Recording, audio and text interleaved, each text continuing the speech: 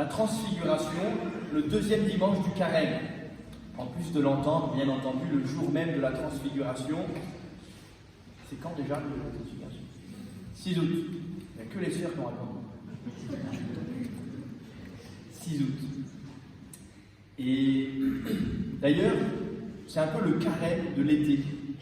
Le 6 août, la transfiguration, puisque 40 jours après, c'est le 14 septembre, et nous fêtons l'exaltation de la Sainte Croix, la croix glorieuse.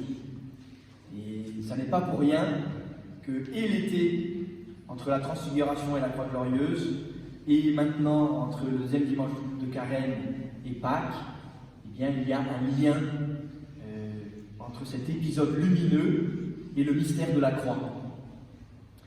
Parce que si Jésus a élu, on pourrait dire, 3 d'entre ses apôtres pour être témoins de sa divinité à travers le resplendissement éblouissant de son visage et son colloque spirituel avec Moïse et Élie, eh bien c'est pour les préparer à être affermis au moment où Jésus se montrera à eux sous un autre visage, le visage souffrant, du serviteur souffrant qui va transpirer même jusqu'à des gouttes de sang sur une autre montagne que le mont Tabor, non plus en Galilée, mais à Jérusalem, en Judée, sur le mont des Oliviers, dans le jardin de Gethsémani.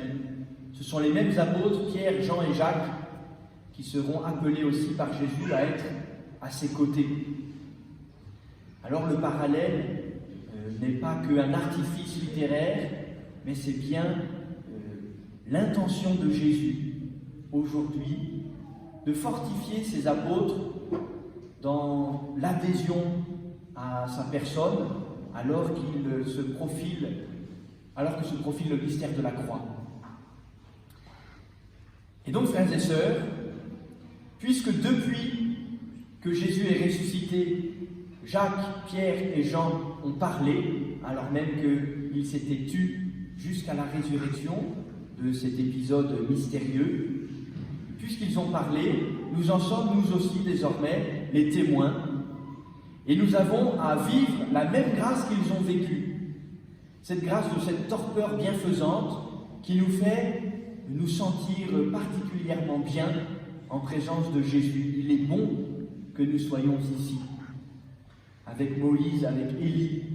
D'aucuns disent qu'il y avait aussi Malachie, le dernier des prophètes, qui assume toute la loi et les prophètes figurés par Moïse et Élie, et que Jésus va assumer plus encore en accomplissant parfaitement les Saintes Écritures. Alors la question que nous nous posons en ce deuxième dimanche de carême, elle est de savoir quels sont nos monts Tabor. Puisque c'est sur cette montagne majestueuse que Jésus a révélé sa gloire à ses disciples pour les fortifier dans la foi, puisque désormais nous savons ce qui s'est passé et nous comprenons que c'est pour que nous puissions nous aussi affronter le mystère de la croix, il nous faut discerner quels sont les lieux, les hauts lieux, les montagnes saintes où nous sommes bien en présence de Jésus, de la loi et des prophètes. Quels sont nos monts Tabor? Peut-être que d'aucuns d'entre vous avaient eu telle ou telle expérience de prière particulièrement réjouissante, et vous vous êtes sentis comme inondés par l'amour de Dieu, par la puissance de sa présence, par la bienfaisance de son amour. On appelle ça souvent une effusion de l'Esprit Saint. Quand la joie déborde de notre cœur, alors même que nous n'en sommes pas à l'origine. Eh bien ça, par exemple, c'est une expérience du mont Tabor. Et il ne faut pas l'évacuer. Il faut au contraire la conserver dans la mémoire de son cœur et savoir s'appuyer sur cette grâce de consolation pour traverser les moments plus désolants, plus mystérieux et plus douloureux, comme le jardin de Gethsémani. D'autres, peut-être que ça a été en méditant la parole de Dieu et tout d'un coup comme un flash lumineux qui vient nous introduire dans la vérité tout entière. C'est l'œuvre de l'Esprit Saint là encore, etc., etc. Et alors j'aurais envie de vous encourager à aller un peu à la recherche du mont Tabor. Peut-être que vous êtes déjà allé en Galilée, que vous avez marché entre Nazareth et le Mont Tabor. C'est une journée de marche magnifique. Peut-être pas, mais on ira bientôt, j'espère, Inch'Allah. Moi, je vous propose d'aller à un Mont Tabor plus accessible. C'est de venir voir Jésus dans son Saint-Sacrement. Venez l'adorer. Dans une église, il est présent dans le tabernacle. Et plus encore, sa présence est manifeste quand nous l'exposons dans l'ostensoir et que nous sommes en présence physique de l'hostie consacrée, en présence réelle de Jésus qui est là.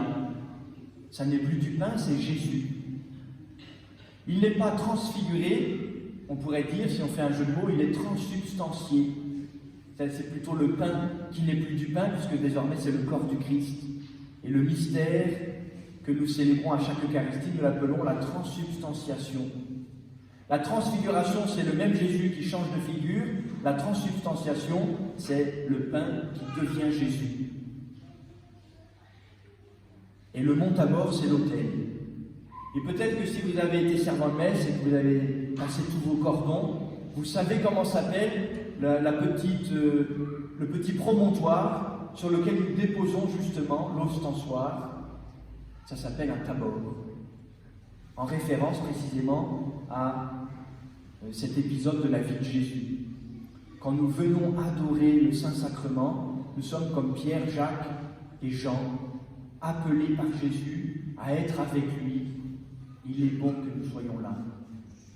Alors, frères et sœurs, vous savez aussi que nous adorons Jésus à la paroisse tous les jeudis, à l'oratoire de Saint Jean 23. Comment se fait-il qu'il y ait des trous, entre guillemets, dans le planning? On est combien là? Ouais, moi je travaille, etc. Mais débrouillez-vous.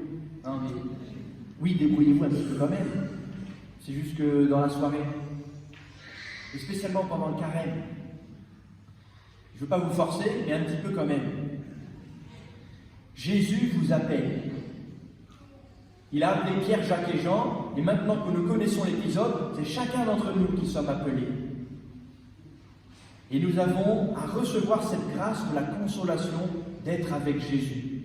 Nous pourrons d'autant mieux communier à sa passion, sans quoi le mystère de la croix est étranger à notre vie. C'est même, comme dit saint Paul, une folie ou un scandale. La seule manière pour que la croix ne soit ni une folie ni un scandale, c'est que nous ayons d'abord fait l'expérience du Mont Tabor et que nous soyons accrochés à Jésus, que nous connaissions qui il est et que nous entrions avec foi, avec humilité, avec confiance dans son mystère qui nous emmène à la croix, il est vrai, avant de nous donner part à sa gloire. Alors, frères et sœurs, faisons de cette deuxième semaine de carême, s'il vous plaît, un Mont Tabor. Et que cela nous entraîne à prendre le temps de monter en haut de la montagne pour être avec Jésus. C'est la grâce de ce dimanche, c'est la grâce du carême, c'est la grâce que nous voulons pour chacun d'entre nous, pour toute l'Église. Et puis une dernière chose, deux dernières choses, que la liturgie de la parole nous offre encore aujourd'hui, c'est le modèle du sacrifice d'Abraham. Lui, il a découpé des bêtes, c'était ce qu'on faisait à l'époque, il n'y avait pas de comité écologiste pour s'insurger. Aujourd'hui, on ne le ferait pas. Mais qu'est-ce qui a eu de la valeur? Non pas de couper par le milieu les animaux. Ce qui a eu de la valeur aux yeux du Seigneur, c'est la foi d'Abraham, c'est le sacrifice qu'il a accompli, c'est-à-dire l'offrande de lui-même. Et c'est parce qu'il a eu foi, c'est parce qu'il s'est offert lui-même à travers ce sacrifice rituel que Dieu a pu accomplir ses promesses en lui. Regarde les étoiles du ciel, tu auras une descendance aussi nombreuse. Et cette promesse s'accomplit parce que Abraham y a accordé sa foi et s'est offert lui-même en hostie vivante, comme dira saint Paul plus tard. Alors nous aussi, frères et sœurs, nous devons suivre l'exemple de Abraham et nous offrir en sacrifice vivant qui plaise à Dieu et qui lui permette d'accomplir ses promesses de salut pour nous-mêmes et pour l'univers tout entier. Mystérieusement, la puissance de Dieu s'en remet à notre offrande, à notre sacrifice. Et ça n'est pas pour rien que l'Église nous invite pendant le carême à intensifier la part sacrificielle de notre vie par des efforts un peu pénitentiels, il est vrai, mais ça n'est pas là la valeur c'est dans le don. Le sacrifice, c'est le don, même quand il coûte. Le don de soi, quoi qu'il en coûte. Ça, c'est un vrai quoi qu'il en coûte. Le don de soi. C'est là que les promesses de Dieu peuvent s'accomplir. Alors, demandons là aussi d'imiter Abraham. Et puis, une dernière chose, toujours dans l'imitation, c'est Saint Paul qui dit, frères, ensemble, imitez-moi. Il n'a pas peur de se montrer en exemple. Si jamais nous disons cela d'une manière un petit peu grossière, eh bien, on est orgueilleux tout simplement.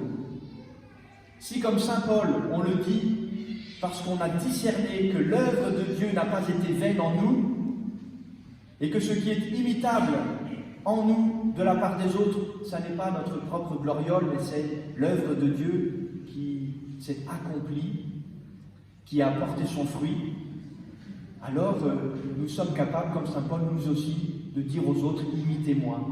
C'est la grâce que nous devrions vouloir vivre les uns pour les autres. C'est ça l'édification fraternelle. C'est ça le rôle premier des parents à l'égard de leurs enfants. Les parents devraient pouvoir dire à leurs enfants, imitez-moi. Non pas moi parce que je suis moi, mais moi parce que la grâce de Dieu n'est pas vaine en moi. Amen.